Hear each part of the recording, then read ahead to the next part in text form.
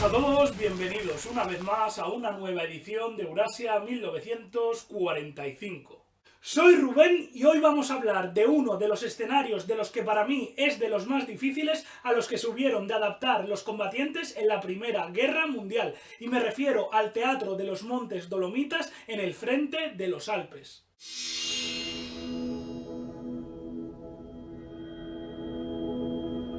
Al entrar Italia en la Gran Guerra del bando del Entente en 1915, justo después de declarar hostilidades al Imperio Austrohúngaro, las ofensivas del ejército italiano se concentraron fundamentalmente muy cerca de la frontera con Eslovenia, en donde los soldados latinos avanzaron unos pocos kilómetros antes de ser frenados durante los 2 años siguientes en las múltiples batallas del Isonzo.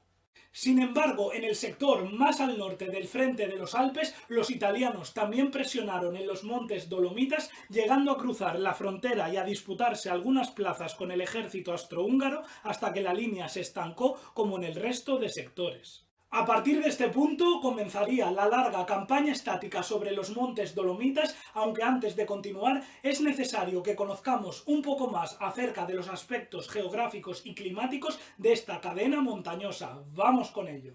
Los Dolomitas fueron uno de los tramos más hostiles de los Alpes en la Gran Guerra, que abarcaban 100 kilómetros de los 700 que poseía el frente italiano. La altura media de este escenario, formado a base de roca carbonatada y sedimentos orgánicos prehistóricos, era de unos 2000 metros, aunque en bastantes ocasiones se combatió por encima de los 3000, no solo sobre montañas recortadas por abruptos barrancos, sino en los famosos pináculos verticales característicos de la región. Al igual que la geografía, la climatología era también infernal por culpa de las gruesas capas de nieve, los vientos cortantes y las temperaturas que en ocasiones descendían a menos 40 y menos 50 grados, rozando con ello los límites de la supervivencia humana. Como no es difícil de imaginar ante un entorno natural tan peligroso y difícil, la logística para mantener a los dos ejércitos en liza se volvió una auténtica pesadilla. Veamos cómo se las apañaron los combatientes de ambos bandos. A nivel logístico, abastecer a tantos soldados viviendo en el techo de los Dolomitas no resultó nada sencillo, pues para tener 100 hombres alimentados y municionados se necesitaban un mínimo de 900 porteadores, normalmente con equipos de escalada, recorriendo los serpenteantes caminos de montaña junto a las ciclópeas paredes de caída libre en vertical. Aquellas marchas los italianos las hacían a través de la vía Dolomita y los austrohúngaros por la carretera del Emperador. Es más, el hecho de trasladarse al campo de batalla costaba más bajas que el propio enemigo en sí, pues se produjeron miles de casos de congelaciones, sin contar los muchos soldados que se despeñaron por barrancos, murieron aplastados en desprendimientos o tuvieron la mala suerte de ser fulminados por rayos debido a las frecuentes tormentas electromagnéticas. Aunque sería imposible narrar aquí toda la campaña de los Dolomitas pese a ser un sector del frente prácticamente estático entre los años 1915 y 1917, comentaremos los hechos más significativos. Al principio, la campaña de los Dolomitas se desarrolló mediante asaltos directos de las tropas de montaña contra los diferentes picos de la cordillera. Aquel fue el caso del monte Sasso, coronado por un grupo de alpinos italianos, pero también del valle de Falzarego, y el monte Piana, tomado por un grupo de tiroleses austriacos. Más sangrientas fueron las continuas arremetidas protagonizadas por el ejército italiano contra el Col di Lana a 2450 metros de altitud, un objetivo que finalmente fue conquistado después de varias semanas de lucha que costaron a los latinos 6000 bajas a costa de 2000 austrohúngaras. Tras estas experiencias, ambos bandos se atrincheraron en las alturas y desplegaron su artillería, logrando unos artilleros italianos instalar una pieza de 5 toneladas por encima de los 3000 metros sobre el glaciar de Adamello. No obstante, serían los austrohúngaros los que batieron el mayor récord de la Primera Guerra Mundial al emplazar un cañón de 105 milímetros a 3860 metros de altitud sobre la antecima del monte Orles. Para protegerse de los bombardeos, ambos bandos aprovecharon las cuevas de las montañas, pero especialmente los austrohúngaros, gracias a su ingeniero Leo Hall, quien en el glaciar de la Marmolada construyó a 40 metros por debajo de la superficie una auténtica ciudad de hielo con galerías para cobijar a los soldados, bocas de salida con puestos de tirador y una red de túneles internos con escaleras y puentes que alcanzó el kilómetro de altura.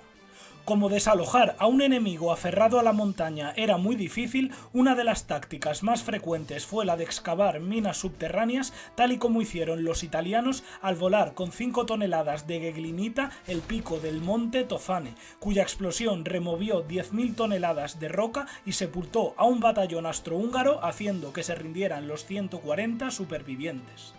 Sin embargo, la mina más devastadora, también estallada por los italianos, fue la del Monte Castelletto, un pico de medio kilómetro de superficie con un risco lateral de 200 metros y una caída libre al otro lado de 400 metros, en donde 120 mineros cavaron durante 6 meses una galería de 500 metros, la cual se vio retrasada porque unos tiroleses excavaron una contramina que se acercó a tan solo 6 metros de sus rivales. Una vez finalizado el túnel, se detonaron 35 toneladas de ghegnita que desintegraron las rocas matando a 13 guardias y cubriendo la sierra de monóxido de carbono, por lo que una vez el pico de la montaña dejó de existir, los italianos ocuparon sin problemas el cráter. Ahora que hemos analizado el tipo de combates que se libraron en los Dolomitas, vamos a ver el episodio más famoso de todos, en este caso protagonizado por una luz de nieve que pasaría a la posteridad con el nombre de Viernes Blanco.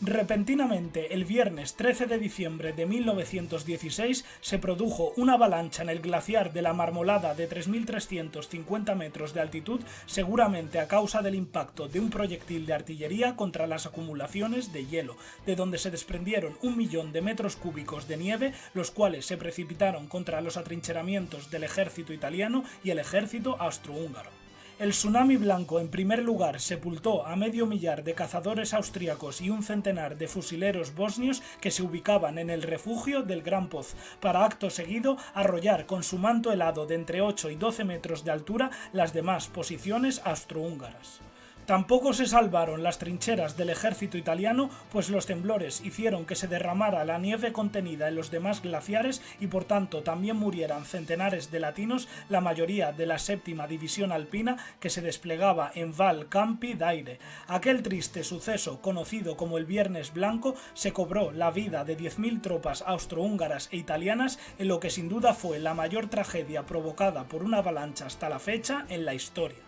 Aquel récord en víctimas, el Viernes Blanco lo mantuvo unas cuantas décadas hasta que desgraciadamente en el año 1970 le arrebató el primer puesto la avalancha de Huascarán en Perú, en donde murieron 30.000 personas. El teatro de los Dolomitas se mantuvo inalterado hasta el otoño de 1917, cuando a causa de la batalla de Caporetto en los Alpes Orientales y el derrumbe del frente alpino, los italianos tuvieron que retirarse más hacia el sur, quedando el enclave en manos de Austria-Hungría hasta el final de la guerra. Y antes de acabar, recomendaros este libro de la editorial HRM, en el que hemos participado un total de 8 autores y yo, precisamente como en este vídeo, me he ocupado de la campaña de los Alpes en las 2 guerras mundiales y por supuesto la batalla por los montes Dolomitas. Si os interesa, el título es General Ivern, la influencia del clima y los condicionantes biogeográficos en la guerra. Y hasta aquí el programa de hoy, que espero que os haya gustado y hayáis aprendido mucho.